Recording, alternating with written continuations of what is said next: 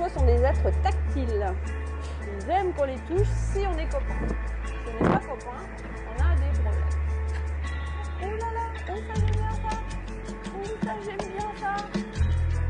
On va dehors, tranquille.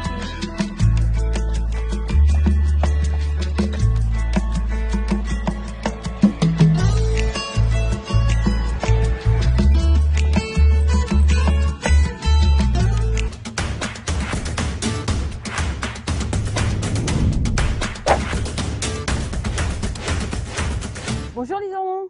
Bonjour Claire, comment vas-tu? Bienvenue au club, je te sors de Shanghai. On va aller voir un petit peu autre chose que des buildings, on va voir les chevaux. D'accord, merci. Allez, c'est parti. Bonjour, je m'appelle Claire Rapin, je suis monitrice d'équitation bourguignonne et je suis en Chine à Suzhou depuis 10 ans et on vous accueille au club avec Harris.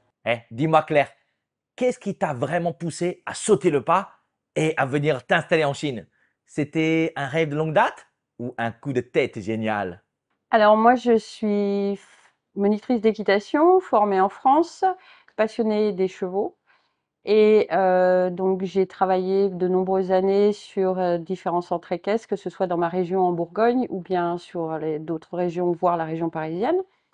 Et j'ai rencontré un bon nombre de très bons cavaliers, dont mon professeur qui était Didier Denain, qui est venu faire les JO en 2008 en Chine.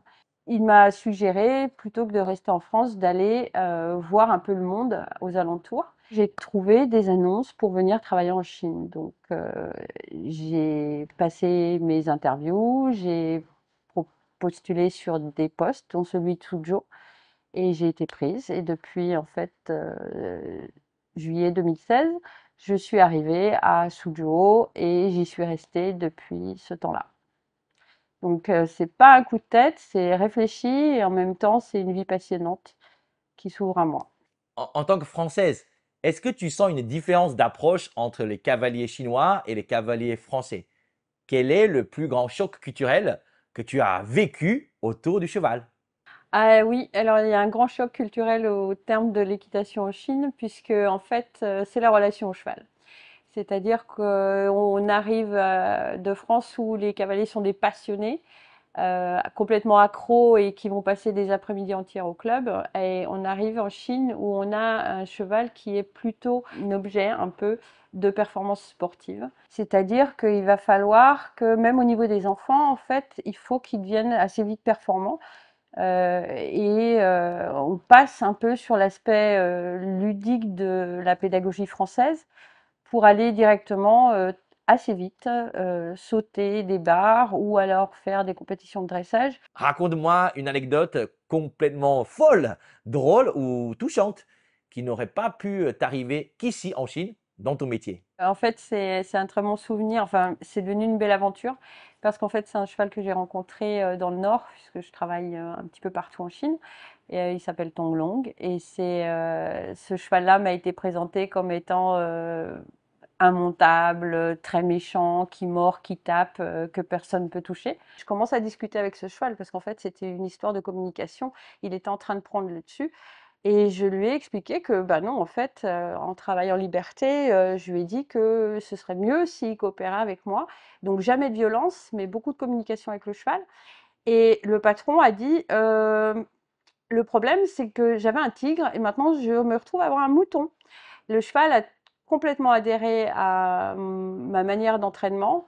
Je suis très heureuse pour lui parce que d'un cheval que personne n'aimait, c'est devenu la coqueluche du club. Il saute en compétition avec des enfants sur 1,20 m. Il est capable d'enchaîner un très bon dressage. Donc c'est un cheval qui est devenu complètement complet suite à mon entraînement, pas seulement à pied, je l'ai aussi monté. Et donc bah, c'est mon coup de cœur.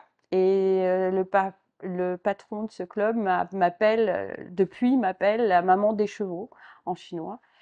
Parce que, et de toute manière, c'est connu que Tonglong ne sera jamais vendu puisque c'est mon fils. Ça, c'est ce qui fait battre mon cœur, ouais. Parle-nous de ton public. Quel est le plus compliqué? Calmer l'énergie d'un enfant de 8 ans qui découvre le poney ou les ambitions démesurées d'un parent Tiger Mom qui rêve déjà des Jeux Olympiques? Les mamans sont très exigeantes, mais en général, c'est pas trop un problème. Moi, j'arrive quand je leur parle, en tout cas, elles comprennent bien mon langage, qu'il faut laisser le temps aux enfants de faire et de comprendre aussi l'équitation. Moi, je les pousse à être autonomes et les parents, du coup, sont extra contents parce qu'ils voient que leur enfant, il peut faire et il fait bien. Donc voilà. Mais j'ai pas de problème ni avec les enfants, les poneys, les mamans, ça se passe plutôt bien. Si ton avenir en Chine devait se dessiner comme une course de haies, quel est la prochaine obstacle à franchir? Et vers quel rêve galopes-tu?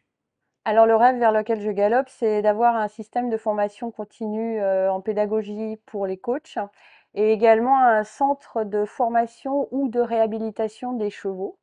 Parce qu'en fait, ils sont souvent un peu usés après des périodes de compétition et quelquefois un peu, comment dire, on appelle ça rétif en France. Ça veut dire qu'ils veulent plus y aller, ils ont plus envie.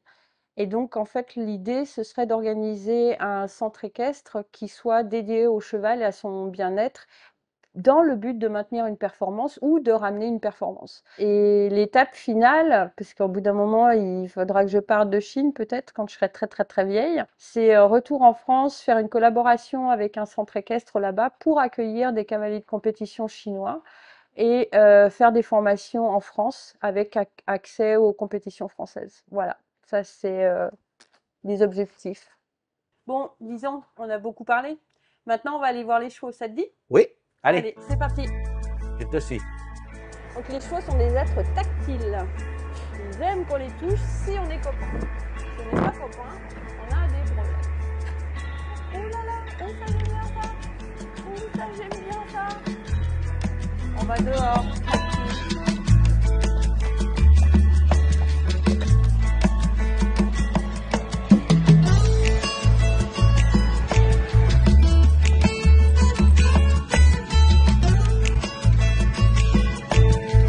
Alors je te laisse monter un petit peu, tu vas te mettre, tu lui dis bonjour avant, tu touches. Voilà. Le cheval il lit tes émotions. Alors tu fais des ronds. Ouais, des ronds. Voilà. Merci Lissong d'être venu, c'est un plaisir de te voir dans la campagne. Merci beaucoup à toi. J'ai appris beaucoup de choses sur l'équitation en Chine. Bonne continuation. Bon retour à Shanghai pour toi et puis à bientôt. À bientôt. Salut. Ciao. Salut, ciao, ciao.